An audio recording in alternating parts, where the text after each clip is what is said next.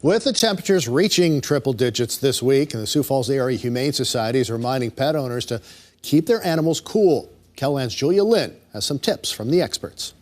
They call it the dog days of summer, but this week's heat is far from the perfect day for these canines. That's why Sioux Falls Area Humane Society has some special treats ready to go. We're giving them watermelon popsicles and Kongsicles. We stuff Kongs with food and wet food, and we freeze them, so it's a nice little wintry treat for them.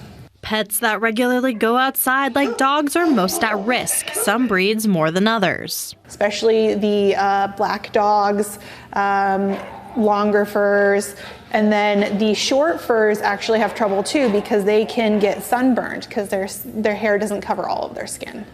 On hotter days, you should focus on exercising dogs' minds instead of their bodies. When it's over 85 degrees outside, the Humane Society prepares mentally enriching games and activities for the animals. So there's lots of games that you can play inside. First go-to method I always use is puzzle feeding. I mean, you have to feed your pets their meals anyway.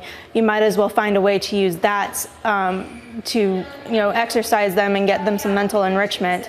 Owners can use everyday objects to make games for their dogs. One thing that you can always do that's a really simple, easy one is you just take food or treats and roll them up in a towel that the dog then has to unroll in order to get their goodies. If you do decide to take your pet for a walk, the early morning or late night evenings are recommended. Just remember to bring some water. In Sioux Falls, Julia Lynn, KELOLAND News.